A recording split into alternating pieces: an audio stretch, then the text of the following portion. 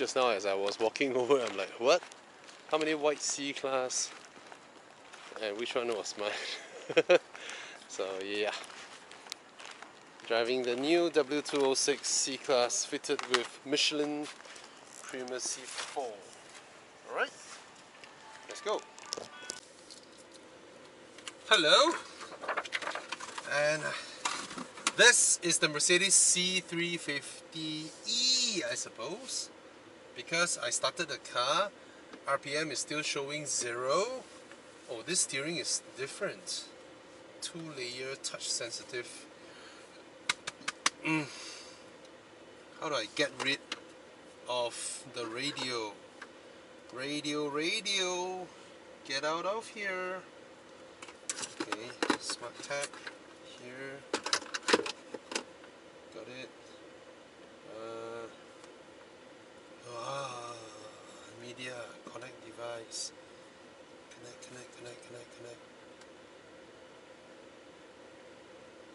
Bobby's Z4.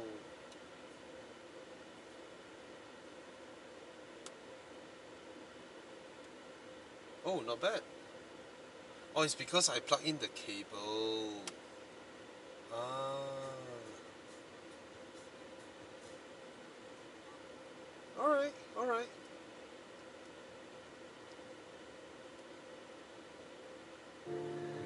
Alright. Ooh.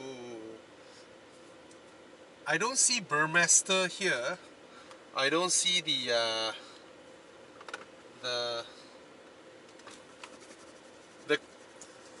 sort of metal casing of the chrome bits of all that. Okay, anyway, let's go.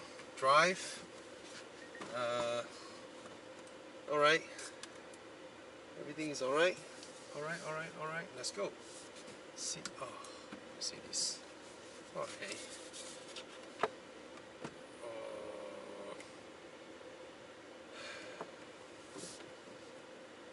Okay, let's go.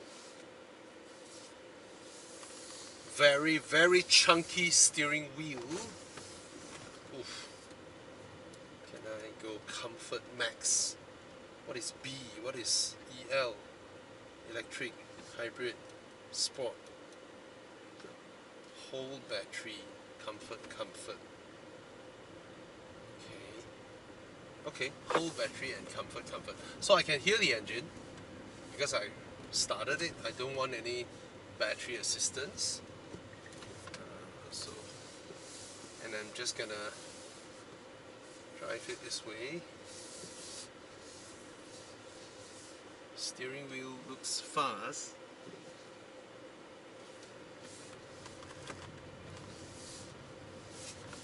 Very chunky steering wheel.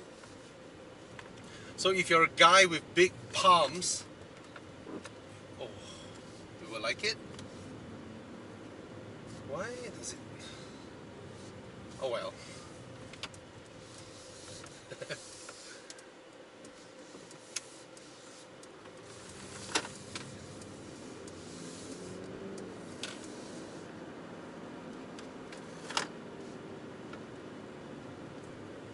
Holds the gears. Okay, this is, I'll just use it as no, this is electric, this is, okay, hybrid. I suppose this is the most neutral setup. Don't talk to me. Okay, I guess that is the most neutral setup. Hybrid, since this is the hybrid, I'll just use it like a hybrid. And everything else is comfort, just let it be. Okay, so I have a range of, as indicated here, 100 km of range. But no, I want to test the car part. Okay, let's hold the electric, and I'm just gonna drive it like a normal Mercedes-Benz. Alright, why is it not firing up? Eh? I said hold battery, but it's still not firing up the engine. But that mode is supposed to fire up the engine and just force charge the car, but it's still on 0 RPM now. Anyway,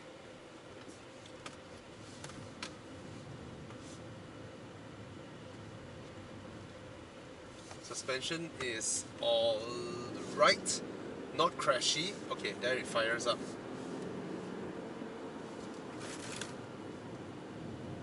What is this woman attempting to do?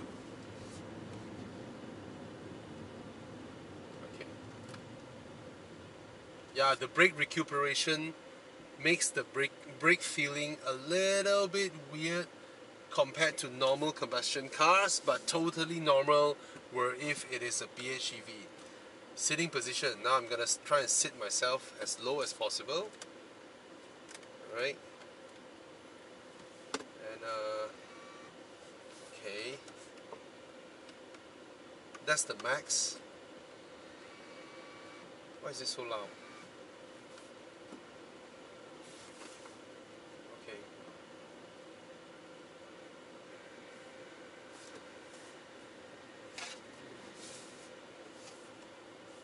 What's going on? Okay, the headrest. Alright. Hello. C-Class, I've reviewed it. Again, Mercedes interiors are beautiful. Screen is big, but at any given time you'll be operating one thing or another. It's alright. It's alright. Probably I sit a little bit upright to get a more comfortable position. Now the steering wheel is maxed out, but I kind of wish my leg can reach in a bit more, but I couldn't. But small qualms, not a deal breaker. And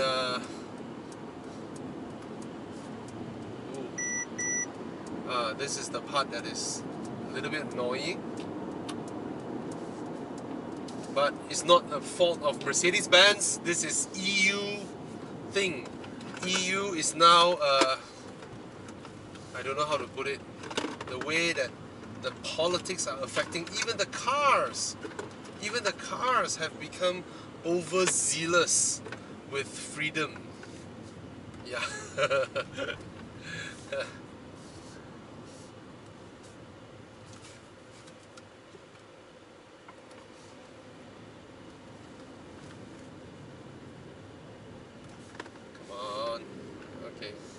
Okay, so I think I sort of found my balanced sitting position. So far, okay. Okay, aircon doesn't act as weird as just the one Mercedes-Benz that I was driving. Oh, the EQE! Yeah, weird aircons, loud, having a mind of its own. This one is alright, like a normal car. Yeah. And touch points are of higher quality than the EQE, but not super far away. Further down as you touch further down, it's not that far away in terms of plastics and all that. Space-wise, I think it's the same as the EQE. So the EQE, even though there's no C word there, but actually the size of the car is a C-Class size car. Okay.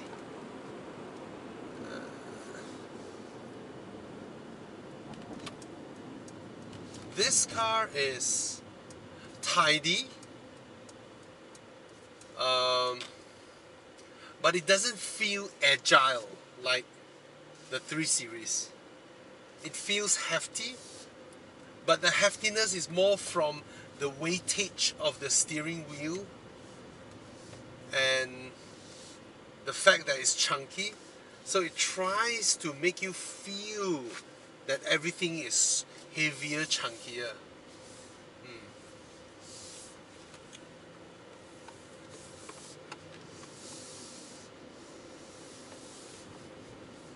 Sporty because of the shape of the steering wheel.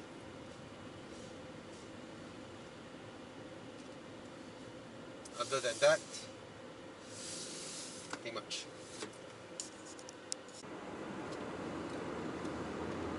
Okay, I'll put it back to hybrid mode. and I'll see how it does.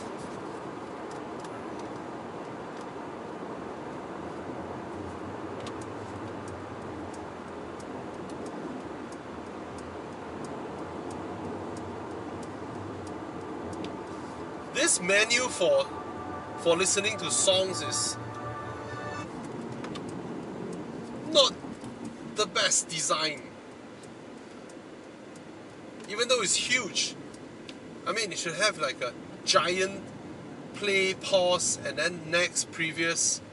And there's so many things to display. It could have displayed more.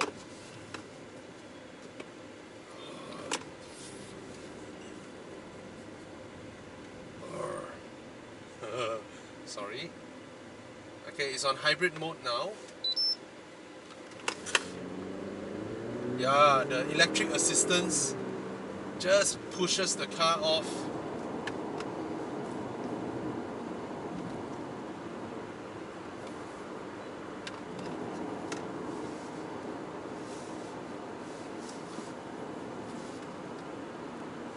Again, a little bit of fumbling through the seating positions. I'm still trying my best to get the best seating position. Okay.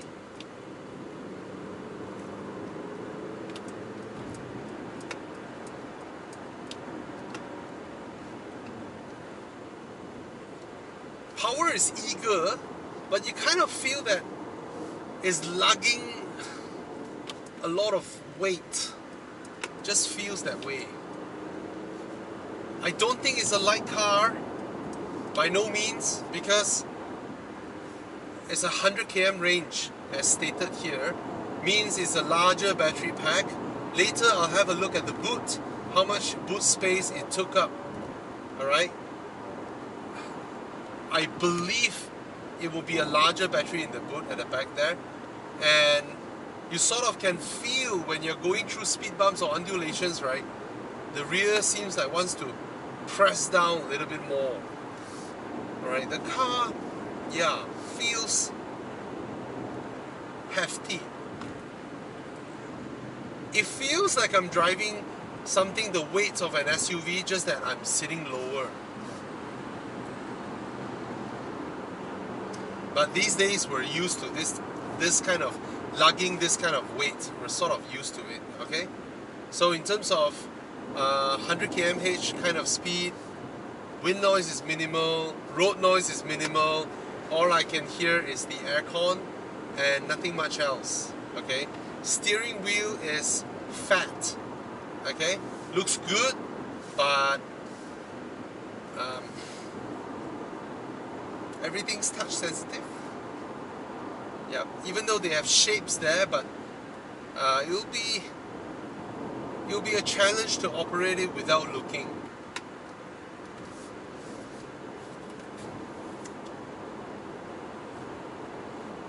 Careful, careful, careful.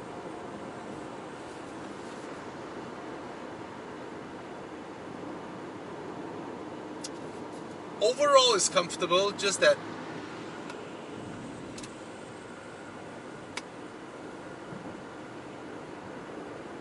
overall it's comfortable.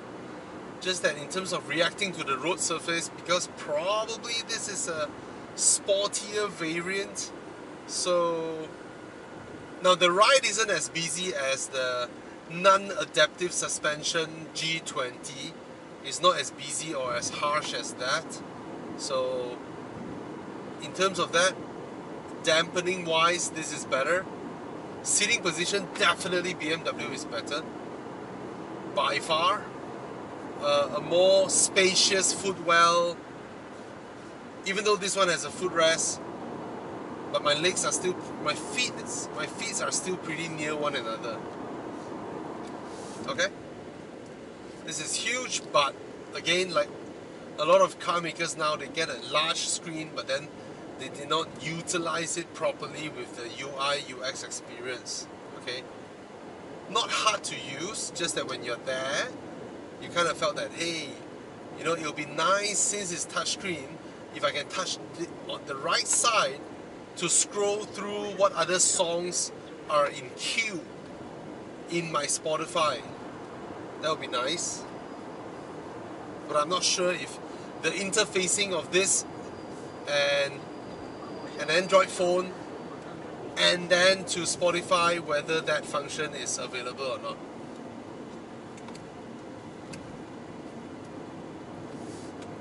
Hose is lined well. This one is a good test. Oh, it's alright.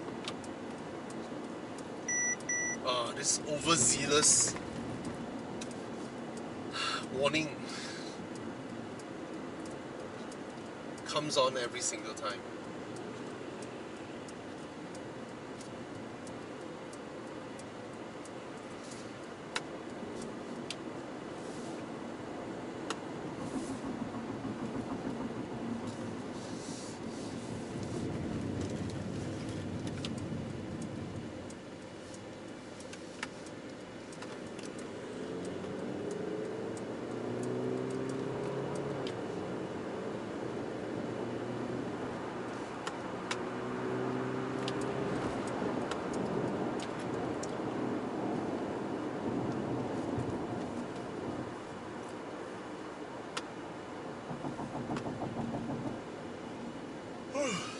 Yeah, the ride is a little bit busy, but overall it's okay.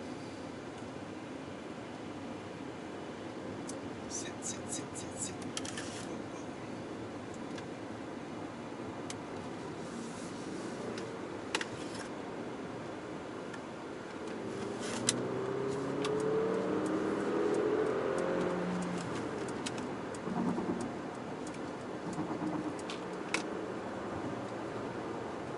Not bad.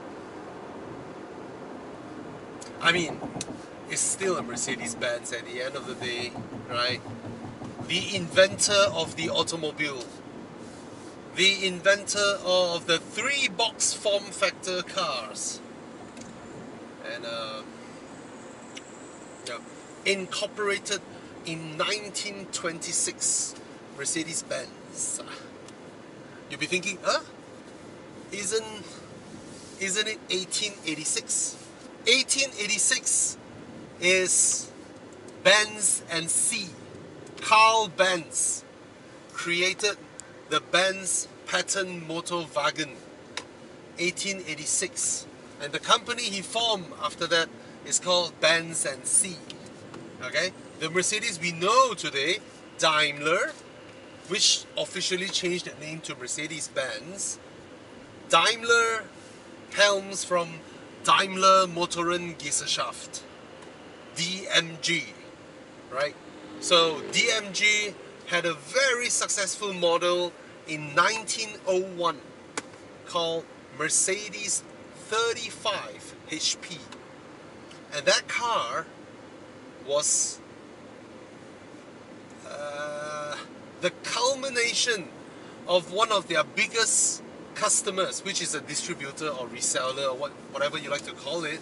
That guy sells cars, and his name is Emil Jelinek, and he's the guy who went to DMG and said, I want something that can beat all the other guys in races. You know, back then you made a car, I made a car, and as man being man, when we have something to compare, we will compare. And when everybody makes cars, every man will want to see whose can go faster, whose can win races, whose can go further, right? So they all compete. So back then, every single car has their engines, transmission, whatever, below, and then the people sit on top, making everyone sort of looking like they're sitting on the roof of the cars, right? That was that era. And it was Emil Jelinek's idea, together with Gottlieb Daimler and Wilhelm Maybach, to come up with the Mercedes 35. Why he called it Mercedes 35? Because Emil Jelinek has a daughter, and his daughter's name is Mercedes Jelinek, and he wanted to name that car after her.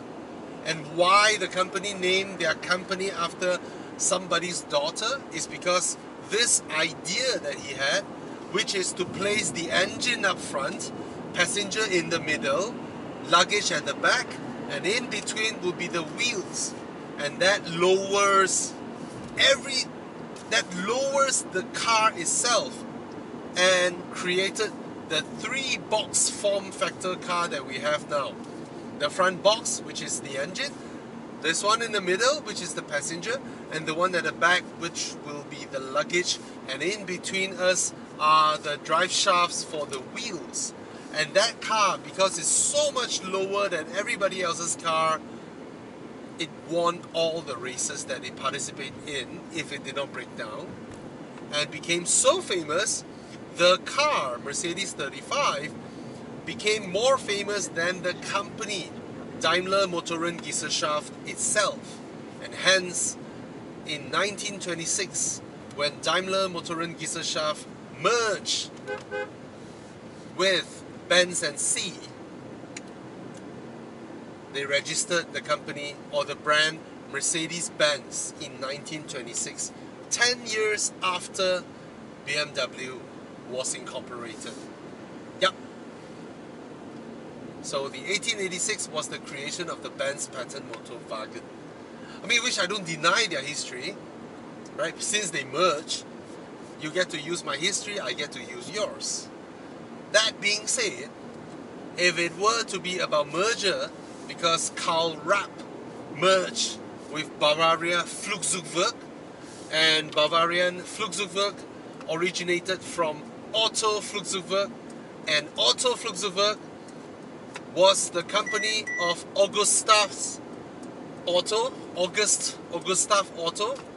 with which his father passed him the company, of which his father is Nikolaus Otto, and Nikolaus Otto is the creator and the inventor of engines that are in every single car these days. Engines that suck, squeeze, bang, blow. As in, you suck in air, and then you compress the air, and then you burn the air, you fire up the air, and it explodes, and then as your piston goes up again, you blow out the exhaust. The 4-cycle engine, which is the Otto cycle engine, was created by Nikolaus Otto. So Nikolaus Otto invented or made combustion engines workable.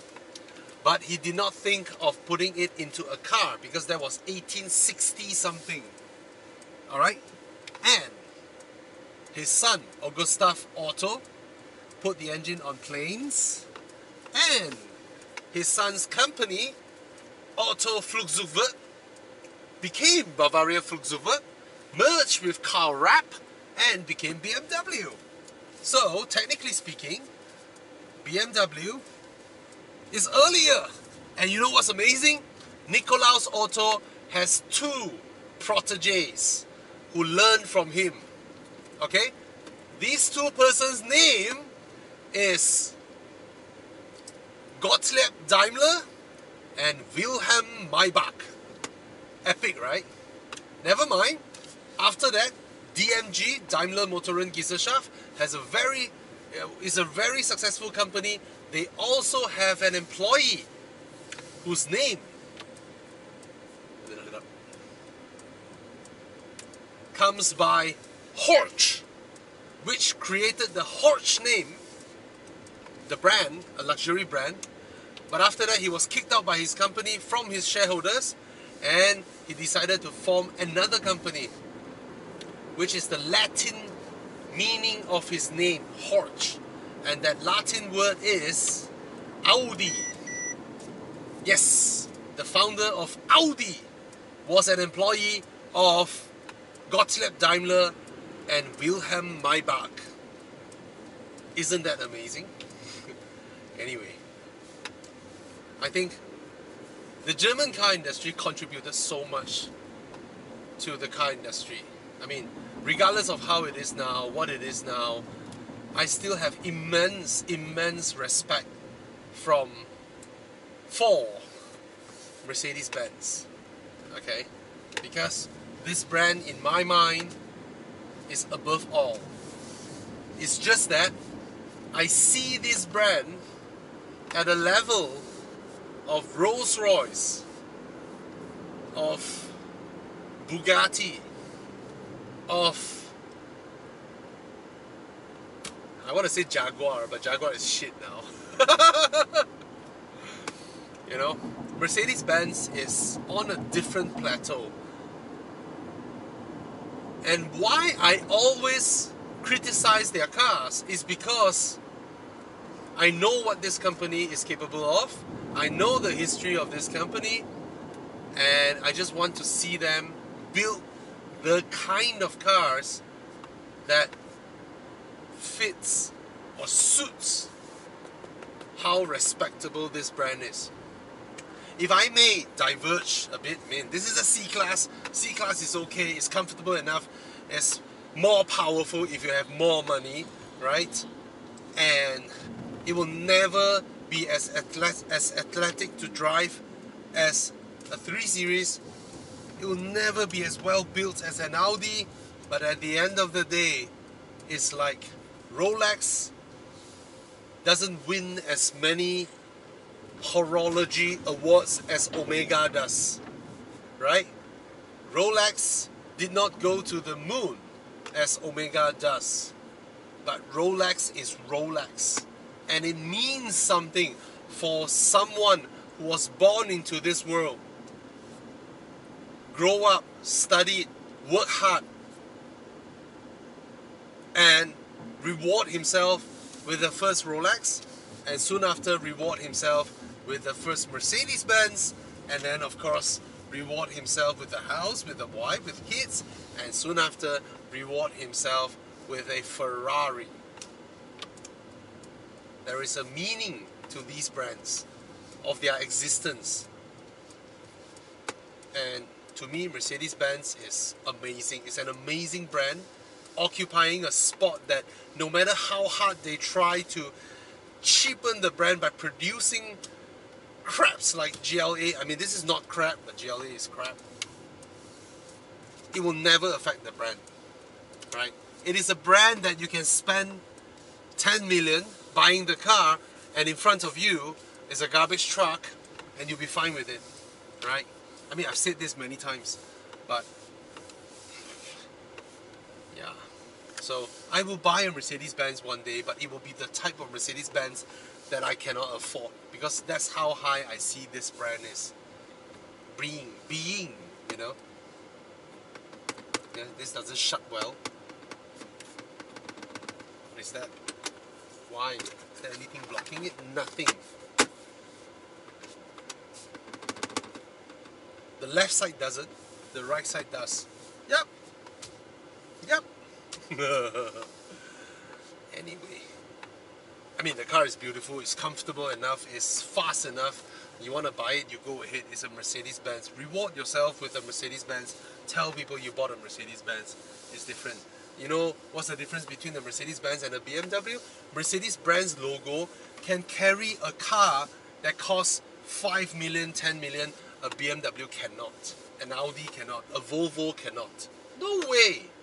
No way. And if you attend Concours d'Elegance, you will see old Mercedes-Benzes worth a lot of money and not old Audis or old BMWs. Nope. Nope, nope, nope, nope, nope. You see the old Mercedes Pagoda, 800,000 resale price, the old Pagoda. The same year, a BMW 6 Series, probably at best, 60,000. Okay? That's the difference. So, I thought I'm in an expensive Mercedes-Benz C350E, right? It's not a C200, right? And so I'm facing a traffic jam, and I saw on my steering wheel what looks like an adaptive cruise control panel. So I was trying to turn it on. I hope it has traffic jam assist, right? Limit 23. Okay, what do we do now? Set. Yeah, that is the speed limiter. Limiter off. But Okay, now I'm on cruise control now. Active distance assist is not enabled but can be purchased at a later date. So what does it mean? Now I actually have the radar, I have cruise control. I have a cruise control active, but it will not detect, I presume, the car in front and slow down my car, as in adaptive cruise control, because I did not pay for it. Yes, it's getting nearer and nearer to the car in front without, yeah, I have to brake myself. That is absolute capital B. Yep. I do not know who came up with this idea of making people to buy these things. And I mean, if it's not expensive, just lump it into the price of the car. Why bother having an interface that pisses people off? Because when people buy cars, they buy with bank loans. Whatever the price of this option, let's say it is 8,000 ringgit, or if it is 12,000 ringgit, it will be amortized into 9 years or 6 years or 5 years of monthly repayment, which means it will be nothing. So why risk making the customer felt embarrassed when he wants to try and show it off to his friends, or inevitably cause an accident? So that part I do not understand. Okay, I really do think that the Europeans thought they have they have a great idea, because that's how they sell stuffs. You know, Airbus or any software companies from Germany. Oh, you want more functionality, you have to pay for it. Yeah. Or ASML, right? I sell you the DUV, the EUV, but then you want to do something or upgrade and all that, you have to pay. Or AutoLogic, right? When they sell the machine and you want this function, you have to pay. That function, you have to pay. Blah, blah, blah, blah, blah. This sort of business practice will definitely backfire in the long run. It doesn't make sense. It is not a pursuit of excellence. It is not best or nothing. Alright, so I don't... It's not the joy of driving. All these taglines, or Vorsprung durch Technik. Vorsprung durch Money, not Vorsprung durch Technik. Right. Vorsprung durch Deutschmark. Yeah, please just, whoever came up with this idea and is being practiced industry-wide in Europe now, please throw it away. It doesn't make sense. You know it doesn't make sense. Alright. Okay, that's the size of the boot. Okay. You know how usually when we open it, okay, it looks alright, because there is, okay, first no load lip, but there's no height in the boot, so your luggages must lie down, you cannot stand up. Okay, I think from the looks of it, you can put two big luggage side by side, that's it. From the looks of this one looks like something that is 300-ish liters, because the whole boot floor is the battery. A lot of weight here, right after the rear axle. Hence it behaves the way it behaves. So you're giving up a lot of boot space. So Volvo's solution of putting the battery in the middle tunnel is still the best.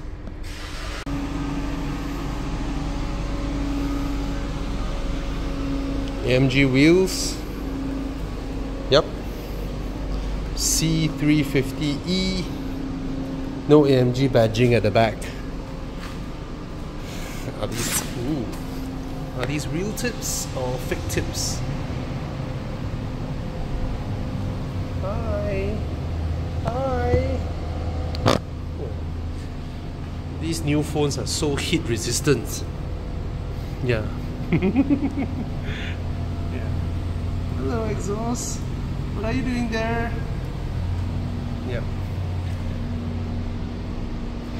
Yeah, I'll show you the boot again.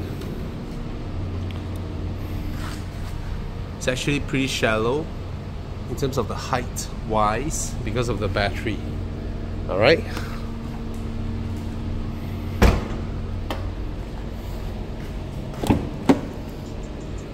Can I sit with you?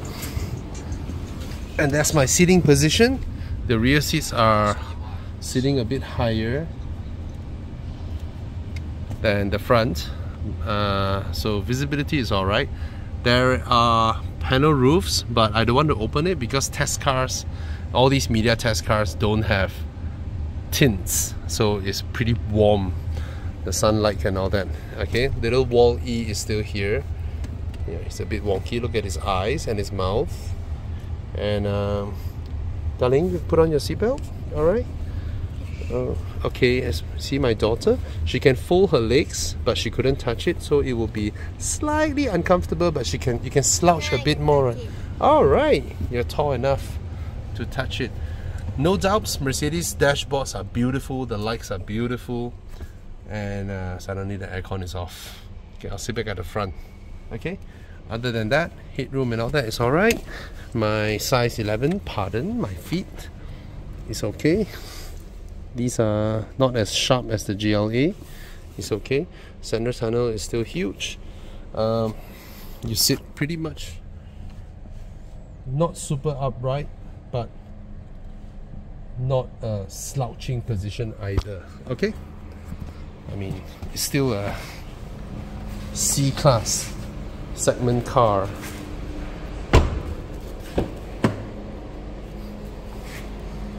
Oh.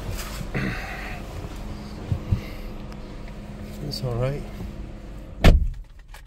Okay, start the car. Ooh, the animation. Okay, nothing much. Yeah, it's beautiful. The lights are beautiful. Standard console is very usable because they moved the gear stock is here for Mercedes-Benz. And like I said, modern Mercedes don't expect immaculate Teutonic build quality, right? But it's okay lah, acceptable lah. All the German cars are like that now. Okay, but this is much better than the EQE or EQS or the EQ range. Okay, much better. Alright, and this one, the newly updated Mercedes-Benz one. So you choose between the problem with this is that, let's say you are in the, I mean, you can choose different theme or different priorities, or let's say I'm in the sport mode one, and if I want to do just about anything, change my song and all that, I can't. The only one that allows me, okay, even if I go understated, let's go understated. Alright, I have it here, and what is available? Nothing. Right? I mean, the name calls it, is understated. So the only one that I can do anything to change my music and all that is the standard one. See? I can scroll, eco display, consumption, attention assist, media, then I can go left, right, left, right.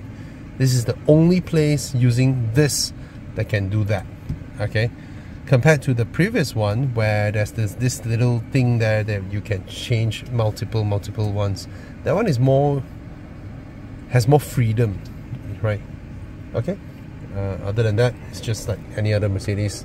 This is dead easy to use, but in terms of functionality wise, speed of operation, not the best, but no deal breaker here. Okay, is this another view? I thought it has a view whereby the icons were shown there, but this one is okay. Oh my god, I hate that. It's like easily the radio will come on. Okay. this screen is so big. Why is the interface like that, you know? And why do I need to press, like, why, right? I mean, it's so big, right? You can have that, and then you have big buttons. I mean, just design them pretty, and then you have the list of songs, and you can scroll them. You know, it's not like at any given time only one thing here is supposed to be pressed. Right? You can operate multiple stuffs at the same time since it's so huge. This is the fixed panel down here. So sometimes you look at the top panel, playing music, where's the next previous? Oh, it's down here. And then when you know it's down here, where's the pause button? Oh, it's up here. You get what I mean, right? Bugger. Anyway, small complaints. Cheers.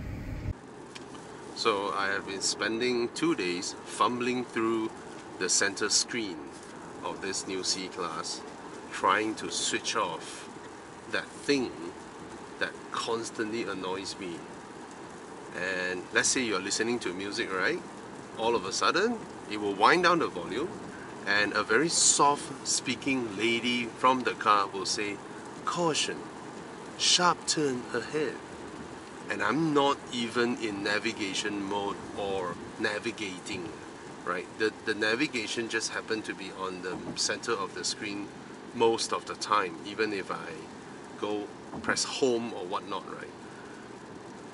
And it's so annoying. Then my music comes back on, and then after a while my music goes down, and then it says, "Caution, school ahead." And then it came back, and then, "Caution, sharp turn ahead."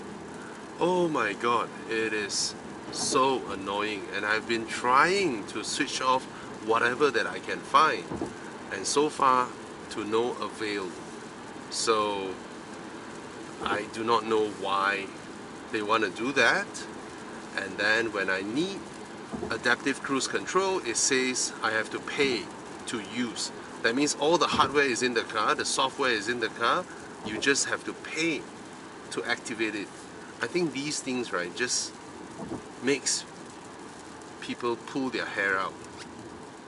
But that being said, again, it's not a deal breaker.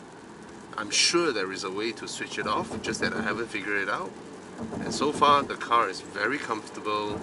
The gear shifts, the engine gearbox pairing is perfect. There's no such issues as were the W205.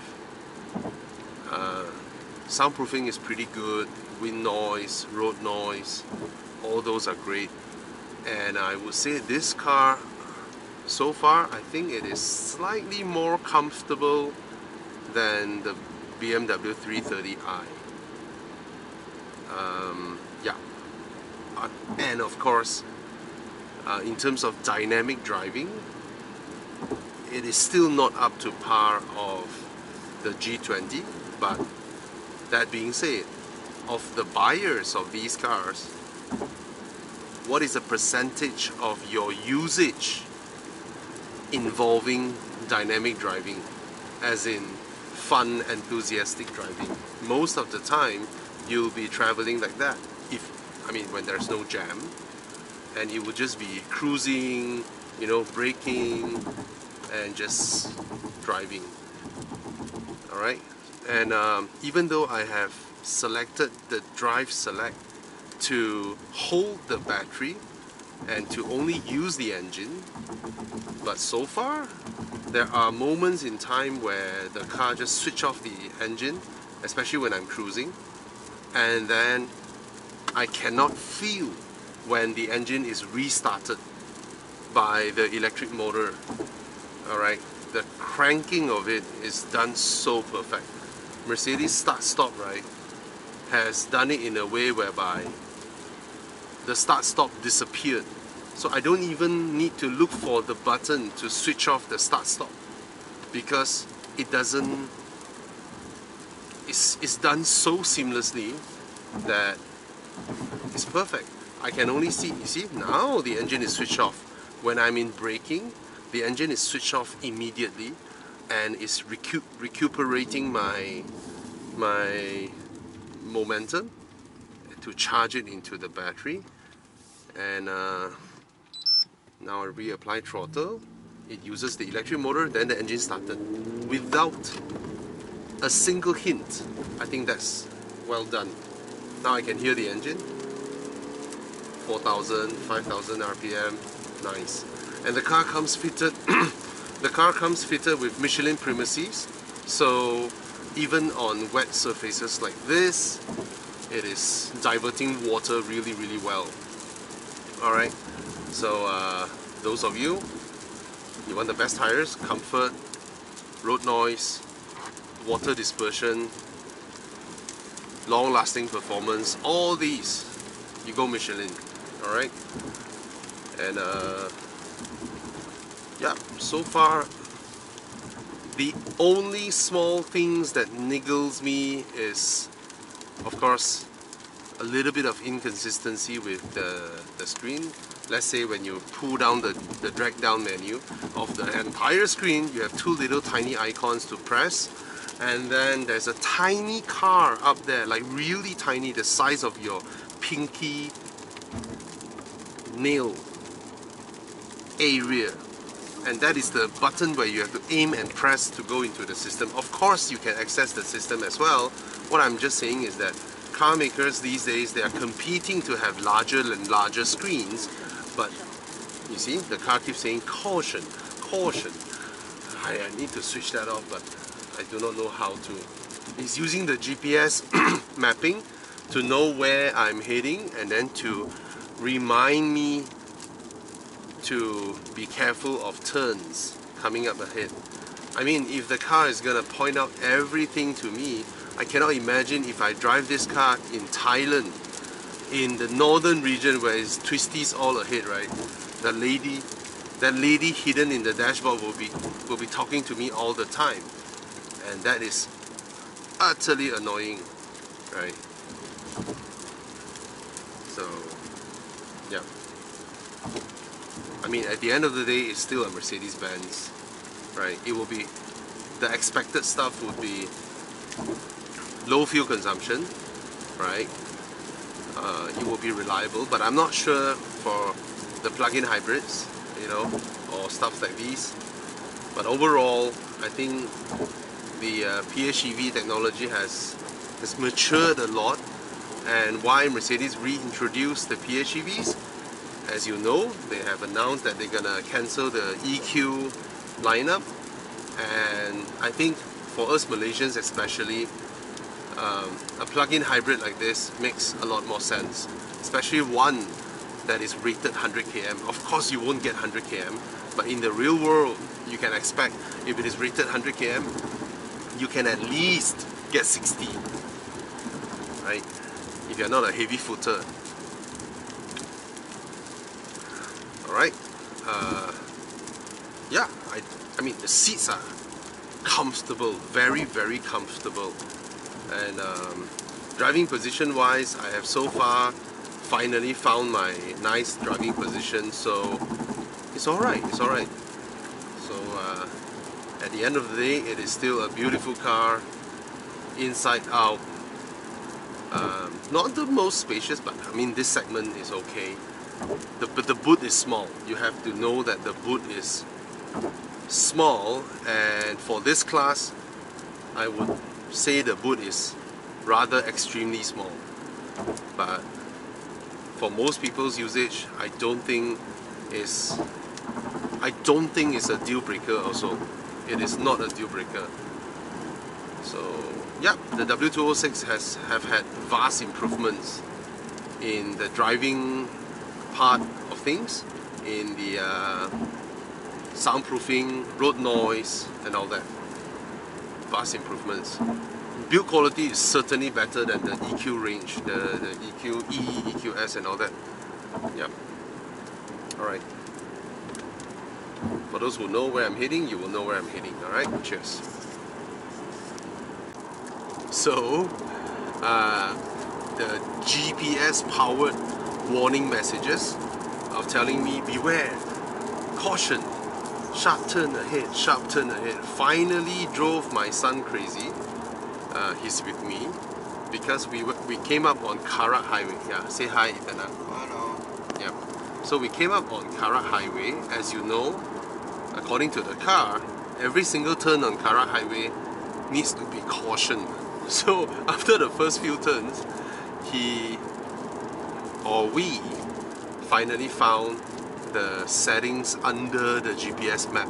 So it is not in the car's collision avoidance or system messages and all that. It is hidden inside the GPS one. And finally, he's able to switch it off. The school, caution, sharp bend, caution, sharp turn. Finally, if not, right, the entire Karak or the entire way up Genting, the nice, lovely lady hidden in the dashboard will just keep annoying us. Alright, finally, peace of mind. So that time when Porsche was facing bankruptcy, right, Mercedes gave them the project to turn one of their cars into a performance version. Some engineering jobs, right? But actually, truthfully speaking, Mercedes could have done it anyway. They would have the know-how to do a performance version of their car, but they gave the project to Porsche just to help them survive. And then Audi also gave a project to Porsche, the German. Actually, even after the war, right, there was once Mercedes also helped BMW in helping them survive by passing them some engine assembly work for BMW to do to survive. Yeah, so it's an interesting thing.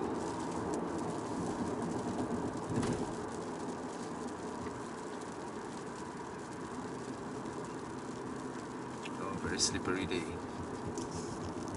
Yeah, guys. So guys, if you want to join my weekend drives, just sign up to club.evomalaysia.com and look at everybody here. Beautiful. Oh, these are all the regulars. Lovely. That's good bow, Gary.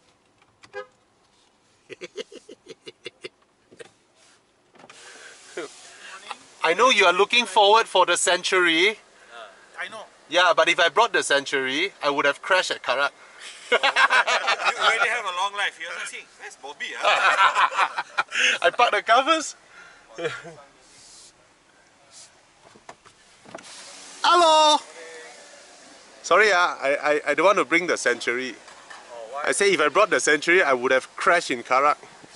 why? Cannot turn on the car, bro! Morning. Hello. Yeah! Yeah! I downgraded from Toyota to Mercedes.